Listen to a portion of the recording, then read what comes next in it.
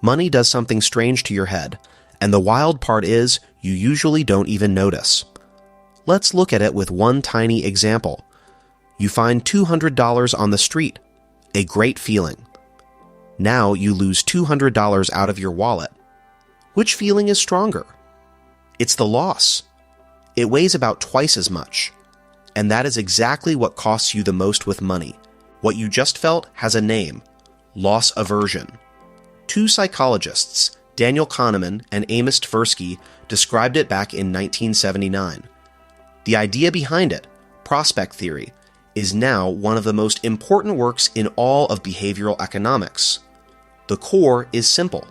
A loss hurts you more than a same-sized gain feels good. That sounds harmless. It isn't.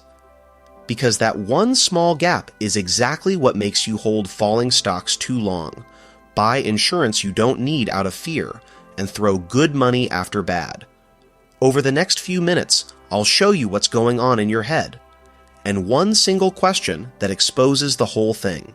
Picture a simple scale. On one side, a gain of $100. On the other, a loss of $100. Objectively, that's the same. Your brain sees it differently. Kahneman and Tversky captured this in a curve.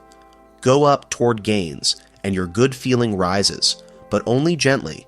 Go down toward losses, and your feeling drops much more steeply. Same distance, more pain. And here's the strange part. Your brain isn't making a dumb mistake. People who felt a loss as a threat were more likely to survive the hard times. It's just, this gut reaction was never built for a stock chart. Let's see how this plays out in real life. This is Ben. Ben buys a stock, $100 a share. He's convinced, a really good call. A few weeks later, the stock sits at $70, $30 gone per share. And now comes the moment. Ben could sell, but that feels like he'd be making the loss real just by selling. As long as he holds, it's only a loss on paper. So Ben sits tight and waits for the stock to at least get back to 100. Sound familiar? That constant hoping until you're finally back to even? That's loss aversion in action. Here's where Mia steps in. She asks Ben just one single question. If you didn't own this stock today, would you buy it right now at 70? Ben thinks and says, no. And that lays the thinking error wide open. Because the $100 Ben once paid, the stock doesn't care. The market doesn't care. That price only exists in his head now, as a reference point he uses to measure whether he won or lost. The honest question is never, what did I pay back then? It is, would I make this same decision today, knowing what I know now? What Ben does with that is his business. But now he decides with a clear head, not out of fear of a loss that already happened. And Ben is far from alone. Quite the opposite. The finance researcher Terence Odean analyzed the accounts of 10,000 real investors back in 1998. The result is clear. People sell their winning stocks far more readily than their losers. In numbers, of the stocks in the green, about 15% got sold. Of the stocks in the red, just under 10%. Meaning, investors part with what's working about 50% more often and cling to what's falling. Exactly backwards. And for taxes, often the worse move too. This pattern has a name, the disposition effect. It's loss aversion, made visible on real account statements. And this doesn't stop at stocks. Loss aversion shows up all over your financial life. The subscription you won't cancel because you used it once.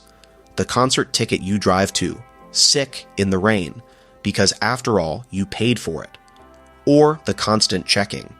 Look at your portfolio every day, and you'll see red far more often and handle the swings far worse.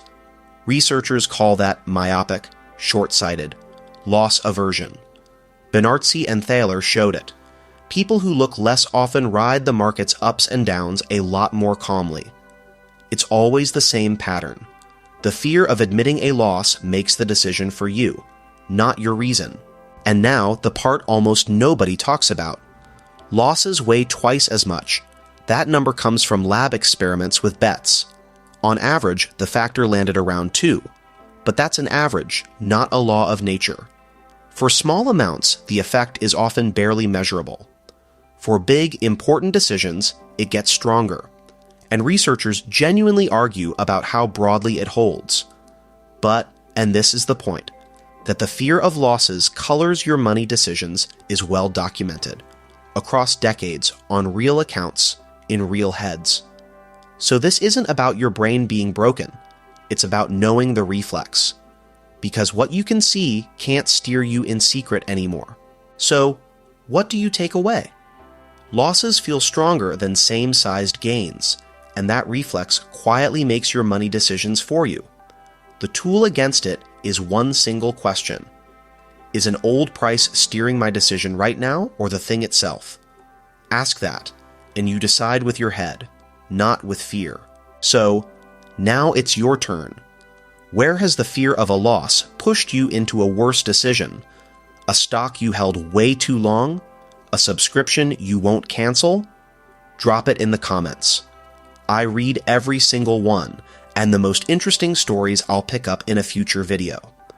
If you want to know which other thinking errors quietly steer your money, subscribe to the channel. In the next video, we look at why beginners in the market so often think they're pros. And now, the most important thing, thank you for sticking with me this far. See you in the next video. This video is education, not financial advice. Make money decisions yourself or with a qualified professional.